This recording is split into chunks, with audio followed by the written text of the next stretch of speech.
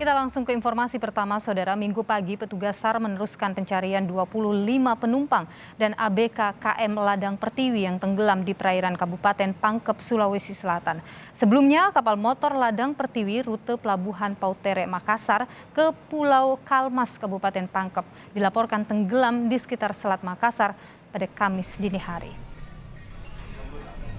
Selain melalui jalur laut, pencarian 25 korban hilang tenggelamnya KM Ladang Pertiwi juga dilakukan tim Basarnas Sulawesi Selatan melalui udara. Pencarian dilakukan di sekitar lokasi yang diduga menjadi tempat tenggelamnya ladang atau KM Ladang Pertiwi. Pencarian tim Basarnas diikuti Gubernur Sulawesi Selatan Andi Sudirman Sulaiman.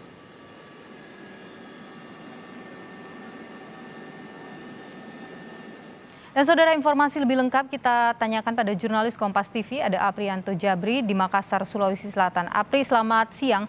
Hari ini pencarian 25 korban tenggelamnya KM Ladang Pertiwi akan difokuskan di mana saja? Iya, selamat siang Nilu dan juga saudara. Rencana memang untuk hari ini proses pencarian korban kapal tenggelam yaitu kapal KM Ladang Pertiwi.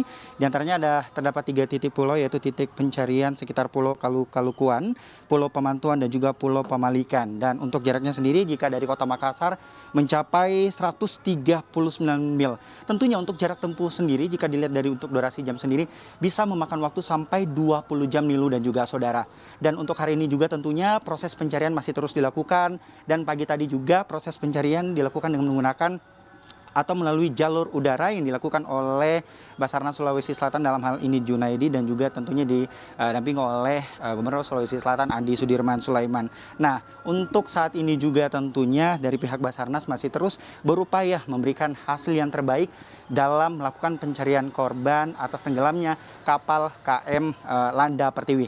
Nilu dan juga saudara, untuk mengetahui proses seperti apa pencarian korban, saya akan mengajak Anda untuk berbincang langsung bersama Kepala Bidang Keselamatan Berlayar Kantor Kesya Bandaran Utama Makassar bersama Kapten Yohanes Kosotedang. Selamat siang, Pak.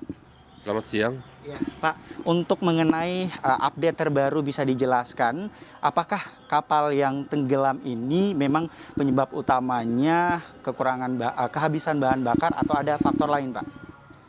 Baik, terima kasih. Kami akan memberikan penjelasan terkait dengan tenggelamnya kapal ini, karena kapal ini kan melakukan pelayaran dari Pelabuhan Potre pada tanggal 25 Mei sekitar jam 18.30 menuju ke Pulau Pemantauan.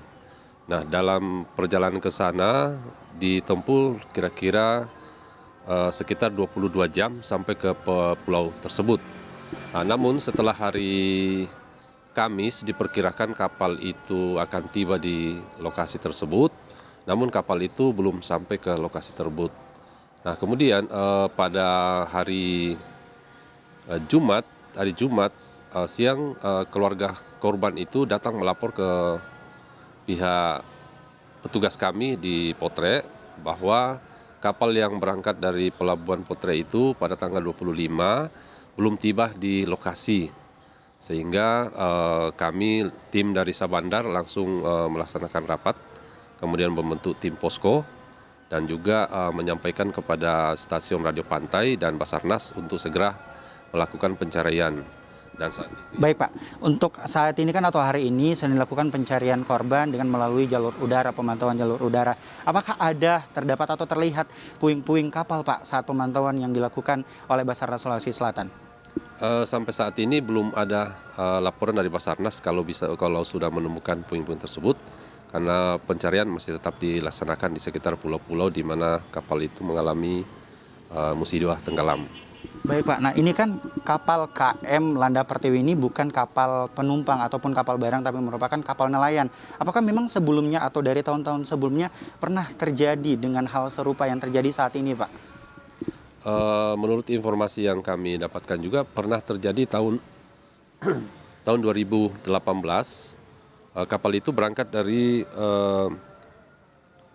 Pelabuhan Potre menuju ke Barang Lompo tahun 2018, mengalami juga kecelakaan yang sama, gitu, Pak. Nah, lalu setelah dari kejadian ini atau adakah langkah tegas atau proses yang akan dilakukan oleh pihak pelabuhan sendiri untuk sanksi yang akan diberikan kepada pihak ABK sendiri ataupun juga kepada nakoda kapal sendiri, Pak? Baik, kami tidak henti-hentinya memberikan edukasi dan menghimbau kepada pemilik kapal yang ada di Pelabuhan Potre agar supaya selalu menjaga kelautan kapalnya, agar supaya kapal-kapal yang melakukan pelayaran itu semua memenuhi persyaratan keselamatannya, dan juga kapal-kapal itu juga diperuntukkan untuk mengangkut barang ataupun muatan sesuai dengan peruntukan kapal itu sendiri.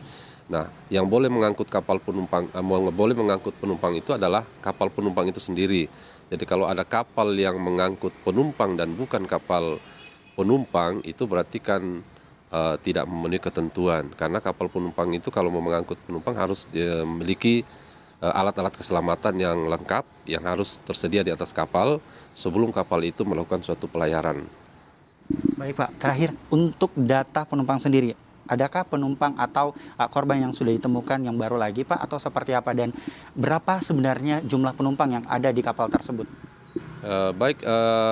Sesuai dengan informasi dari keluarga korban, kebetulan anaknya nakoda juragan kapal itu sendiri namanya Arfandi melaporkan kepada kami bahwa pada saat kapal itu berangkat dari Pelabuhan Potre, kapal itu membawa 35 orang penumpang dan 7 ABK kapal. Jadi jumlahnya itu 42 orang. Jadi pada saat keluar dari Pelabuhan Potre itu, kapal itu menyinggahi mengambil penumpang, dan itu tidak ada laporan kepada petugas yang ada di Pelabuhan Potre pada saat keberangkatan kapal tersebut.